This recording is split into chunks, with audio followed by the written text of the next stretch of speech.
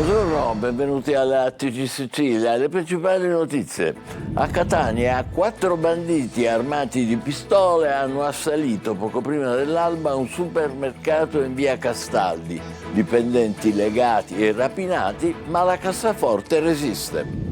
Sempre a Catania, sgominata dalla polizia, una piazza di spaccio a San Berillo Vecchio. 36 in carcere, 2 indagati, i pusher, tutti stranieri. La droga era nascosta anche nei bidoni dei rifiuti. A Palermo smantellato il business del carro estinto. In 49 acceleravano le pratiche per il rilascio delle salme alle imprese funebri. Per 15 chiesto l'arresto. C'è pure un imprenditore, Francesco Trinca. Putin vuole spedire in cella il giudice catanese Rosario Aitala. Fa parte della Corte Penale Internazionale che aveva ordinato a sua volta l'arresto del leader russo. Insorge l'Associazione dei Magistrati Italiani.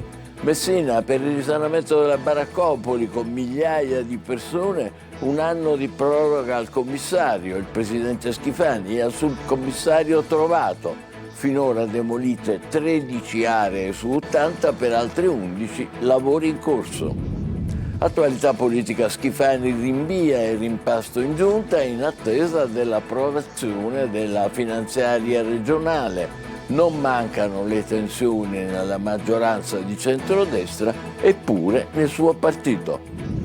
Successo tra siracusani e turisti della mostra itinerante sul mare Luccica, dedicata alla patrona Santa Lucia.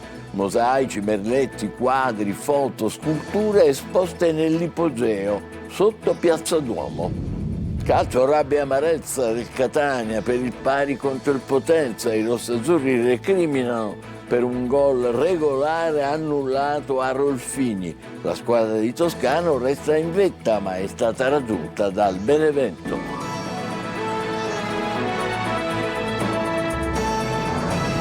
Bentrovati. A Catania, assalto armato in un supermercato questa mattina all'alba. 4 banditi incappucciati e armati di pistole hanno sequestrato 2 dipendenti dell'Eurospin di via Castaldi. Volevano che aprissero la cassaforte, non riuscendoci li hanno legati, minacciati e prima di fuggire li hanno pure derubati. Eva Spampinato.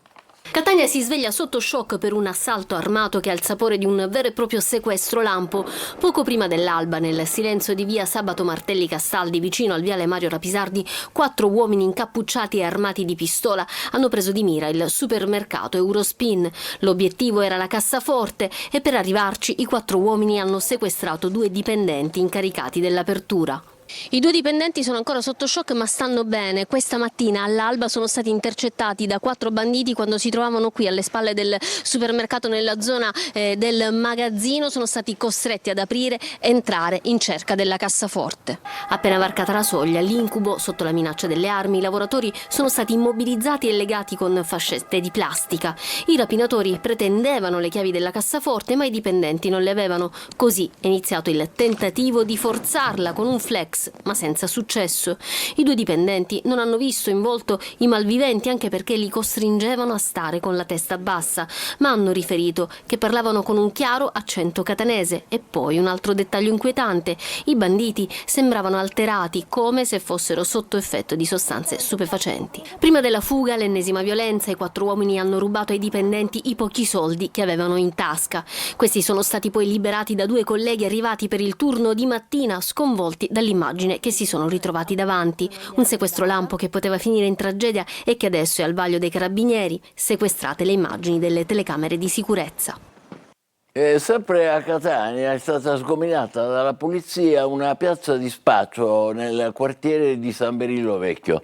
38 indagati, dei quali 36 in carcere. I pusher erano tutti africani. La droga era nascosta anche nei bidoni dei rifiuti. Roberta Lunghi. Catania, quartiere San Berillo Vecchio, scenario di una piazza di spaccio consolidata da anni nel cuore della città, concessioni di droga per 24 ore al giorno. Gli acquirenti venivano accompagnati in punti ben precisi del quartiere per la contrattazione e poi la definitiva cessione dello stupefacente, cocaina, crack, marijuana e hashish, in dosi accuratamente celate in vari luoghi, fessure dei muri, bidoni dei rifiuti, tombini. Migliaia di episodi documentati dagli investigatori grazie alle immagini delle telecamere sul territorio hanno portato a un'operazione della polizia che ha arrestato 36 persone, tutte di origine africana. Altri 2 indagati sono stati sottoposti a divieto di dimora e obbligo di permanenza notturna.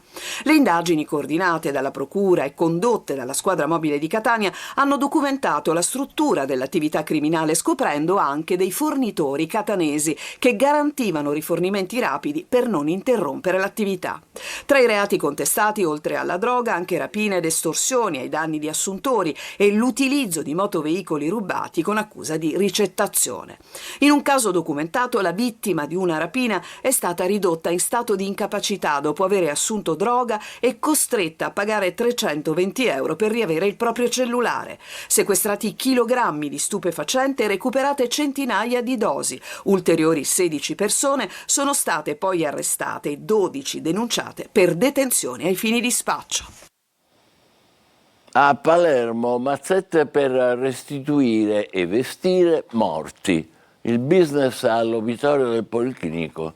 15 arresti richiesti, indagati operatori dell'obitorio del Policlinico e titolari di imprese funebri. Chiedevano da 50 a 200 euro per rilasciare le salme.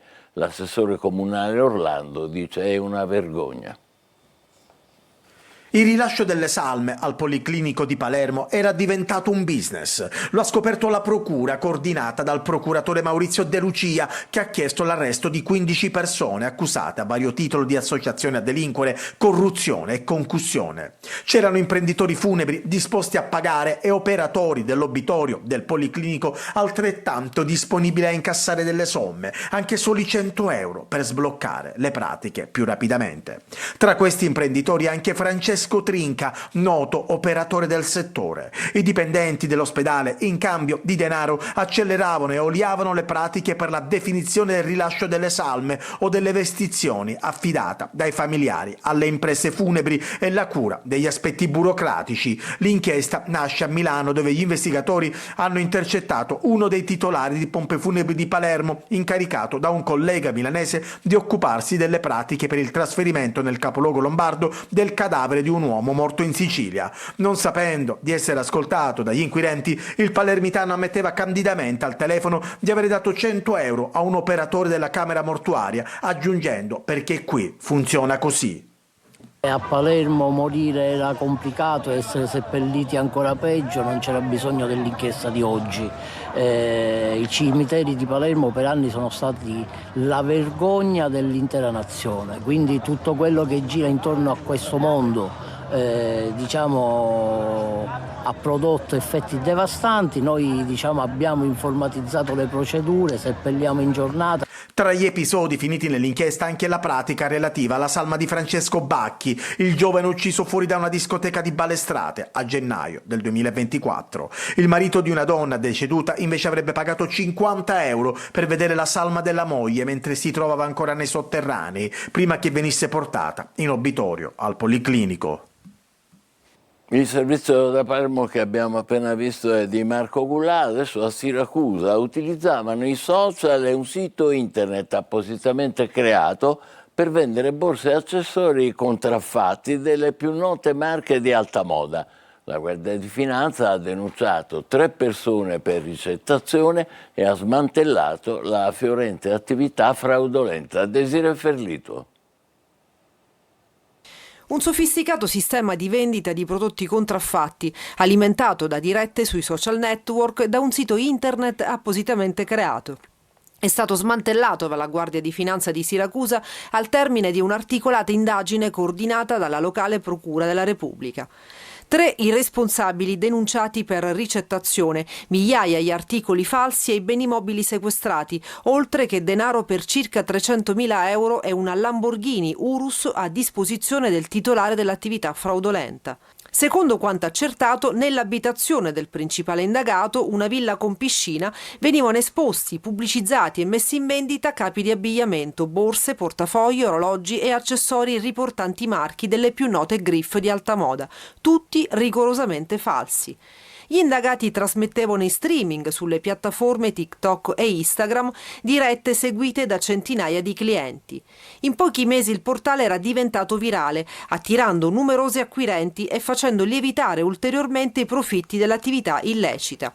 L'indagine ha fatto emergere anche che 2 indagati, a fronte della loro fiorente attività illecita, avevano indebitamente percepito il reddito di cittadinanza, presentando dichiarazioni anch'esse false.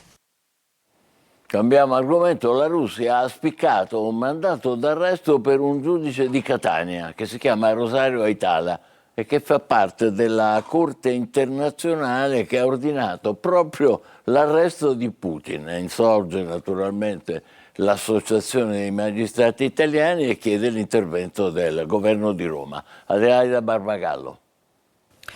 Condannato a 15 anni di carcere il giudice della Corte Penale Internazionale Salvatore Aitala, che aveva spiccato dall'Aia il mandato di cattura per il presidente russo Vladimir Putin per deportazione illegale di minori ucraini. Aitala è stato condannato in contumacia assieme ad altri suoi colleghi dal Tribunale di Mosca per aver perseguito persone innocenti. La notizia della condanna arriva nel momento in cui l'Unione Europea decide il congelamento degli asset russi e ha tutto il sapore della ritorsione nei confronti del nostro paese. Originario di Catania, Aitala ha un curriculum di tutto rispetto. Si è occupato a lungo di mafia e corruzione, prima nella Corte Appello di Milano e poi al Tribunale di Trapani. Nel 2010 è diventato consigliere capo del Ministro degli Affari Esteri, in particolare su questioni relative alla criminalità organizzata e al terrorismo internazionale. Dal 2018 è giudice alla Corte Penale Internazionale. Ad emettere la sentenza di condanna nei suoi confronti è lo stesso tribunale che ha mandato in Siberia il dissidente Navalny, morto in circostanze mai davvero chiarite e che persegue sistematicamente oppositori politici. Aitala, appena 6 mesi fa all'Università di Bologna, ebbe a dire: «La storia ci chiederà conto di dove fossimo quando avveniva un attacco alla civiltà dei diritti». Come sarà descritto questo tempo in cui una coincidenza di interessi tra autocrazie e alcune democrazie dichiara guerra a un ordine di civiltà? L'Associazione Nazionale Magistrati ricorda che Aitala lavora per un organismo che è nato in Italia, a Roma, e che rappresenta un baluardo del diritto a livello mondiale e invita il nostro governo a replicare alla provocazione di questo mandato d'arresto nei confronti del giudice catanese. Il Comune di Catania ha deciso lo slittamento al 10 gennaio della scadenza del saldo Tari, originariamente previsto per il 10 dicembre. Il pagamento entro quella data, 10 gennaio, non comporterà alcun aggravio di sanzioni o di interessi. Il risanamento della baraccopoli di Messina prende una boccata d'ossigeno accordata alla proroga dei poteri speciali al Presidente della Regione e al subcommissario Trovato. Proroga di 1 anno. In effetti si confidava in un termine più lungo. Francesco Triolo. L'obiettivo è quello della cancellazione definitiva delle baraccopoli di Messina entro il 31 dicembre 2028, un'opera di risanamento partita nel 2018 quando erano 8.000 le persone che vivevano in baracca e che con la legge speciale del 2021, che ha riconosciuto lo stato di emergenza e istituito un commissario straordinario, ha fatto registrare un'accelerata. Il Consiglio dei Ministri infatti ha approvato adesso la deroga per i poteri speciali fino al 2026. Per il commissario straordinario, il presidente della regione Renato Schifani, e per il subcommissario per il risanamento Santi Trovato. Non 3 anni come inizialmente previsto, ma solo 1, ma intanto il processo di risanamento a Messina ottiene comunque una nuova boccata d'ossigeno grazie al decreto mille proroghe. In questo periodo sono stati tanti gli appelli a partire dal sindaco Basile per ottenere una deroga più che necessaria per continuare l'operazione con poteri speciali.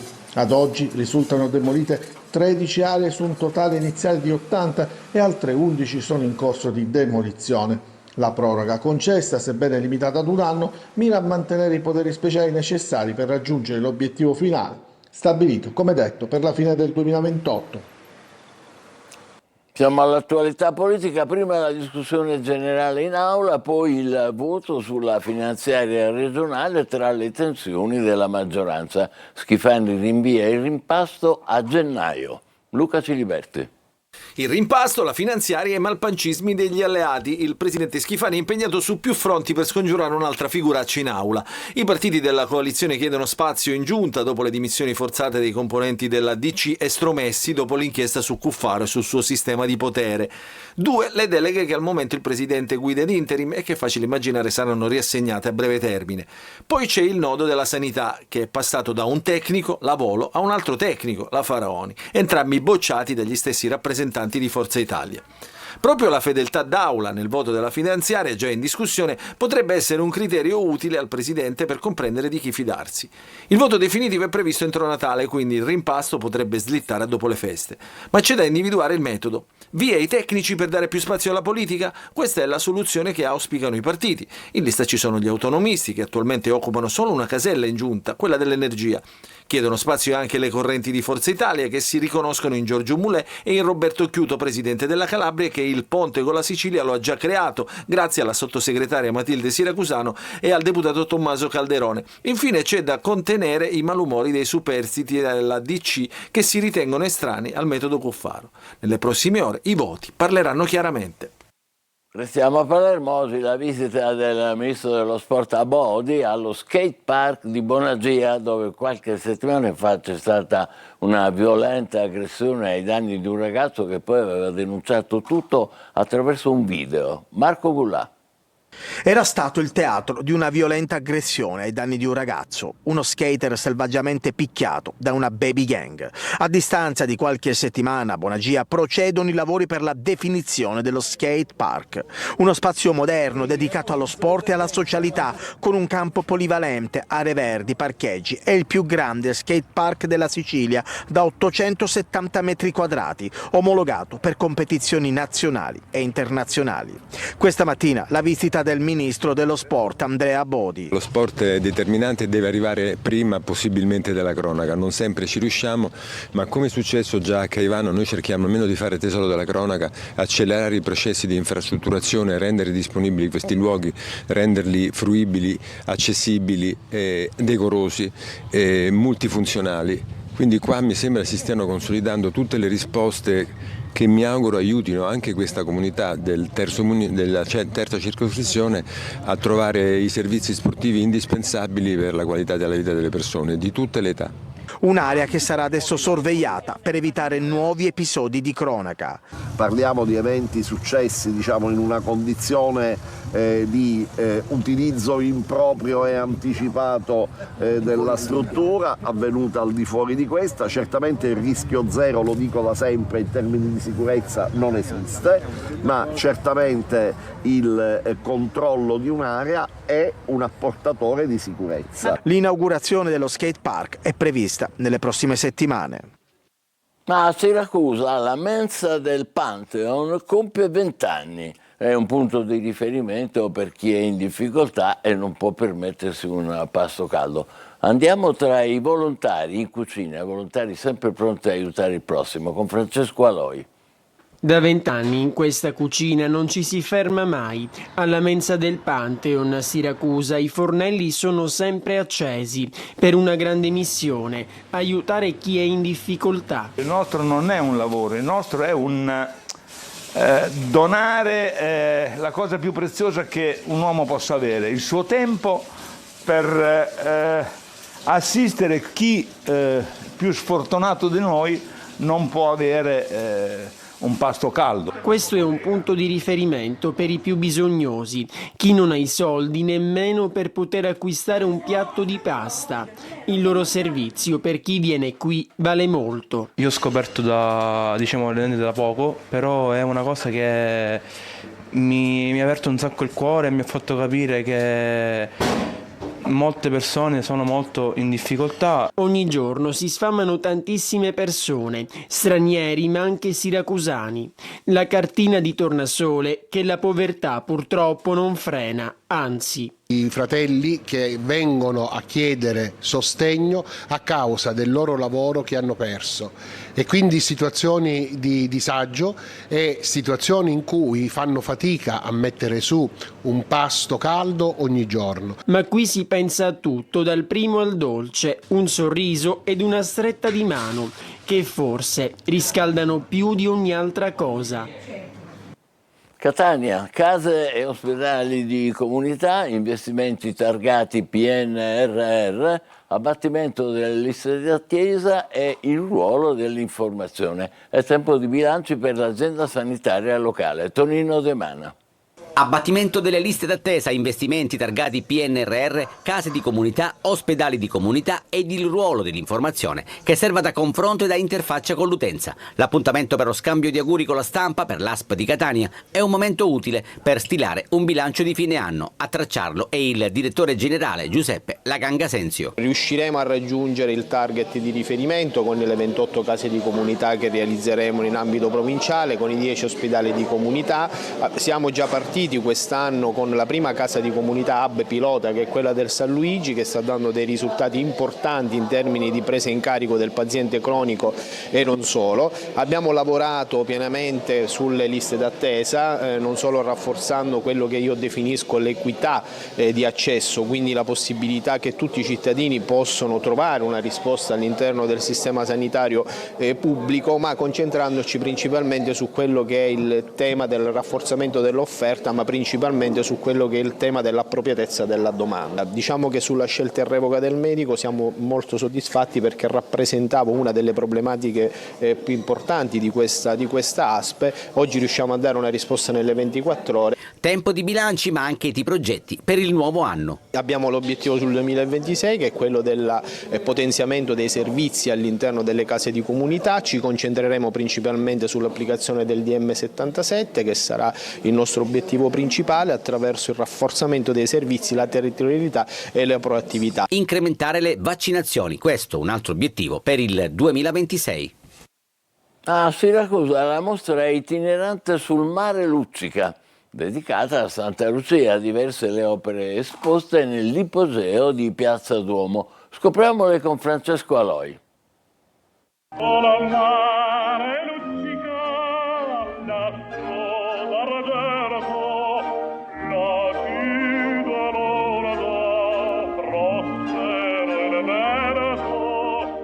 Scendiamo le scale per arrivare sotto Piazza Duomo. Siamo nell'ipogeo di Siracusa. Nei giorni della festa qui c'è una mostra, tutta dedicata a Santa Lucia. È una mostra ovviamente collettiva, dove i partecipanti per la maggior parte sono docenti ed ex docenti della Scuola d'Arte e dei Mestieri di Roma Capitale. Abbiamo però anche artisti abruzzesi.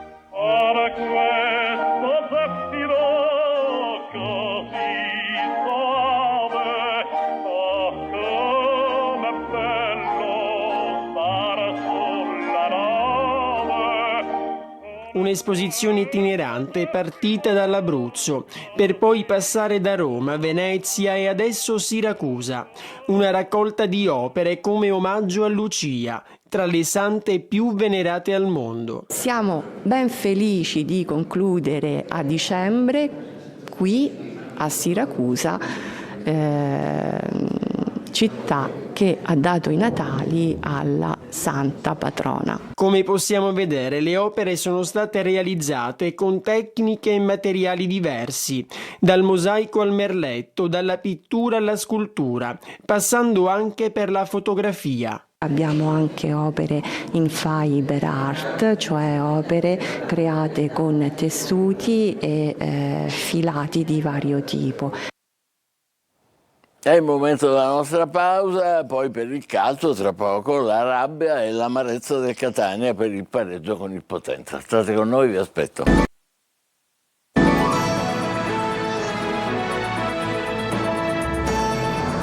Calcio Potenza Catania finisce 1-1, i gol nel giro di un minuto di Forte e Bruschi. Prestazione poco convincente degli etnei che recriminano per un gol regolare annullato a Rolfini, l'inviato Marco Carli. Un pari e tanta rabbia per la prestazione che doveva essere migliore, vista anche la superiorità numerica, e per un finale assurdo che ripropone le discussioni sull'FVS e le sue applicazioni, ma soprattutto porta ad un gol di Rolfini annullato ingiustamente. Il Catania, ancora primo ma raggiunto dal Benevento in vetta, fa 1-1 a Potenza. La partita si decide in un minuto. Prima Forte, al 7° gol stagionale, dà il vantaggio ai suoi su corner di D'Ausilio. 60 secondi dopo, Bruschi pareggia in diagonale su assist di Mazzeo. Lo stesso Bruschi si fa espellere qualche minuto dopo per un brutto intervento su Di Gennaro. Il Catania, in superiorità numerica, si presenta spesso lì davanti, ma di grandi occasioni se ne vede una sola, doppia con Lunetta. Prima bravo Cucchietti, poi tiro fuori sulla ribattuta. Più veemenza, più cattiveria nell'area di rigore, però c'è amarezza perché oggi meritavamo di portare a casa i 3 punti, per tanti motivi non siamo riusciti a portarli. L'episodio, in un convulso e lunghissimo finale con continue richieste di revisione, diventa decisivo. Al Catania manca un gol regolare annullato a Rolfini per fuorigioco inesistente. Abbiamo rivisto e rivisto l'azione del gol, era non regolare di più, e quindi sono amareggiato sinceramente, come tutta la squadra, e comunque abbiamo portato a casa una partita importante. Grazie, buon pomeriggio.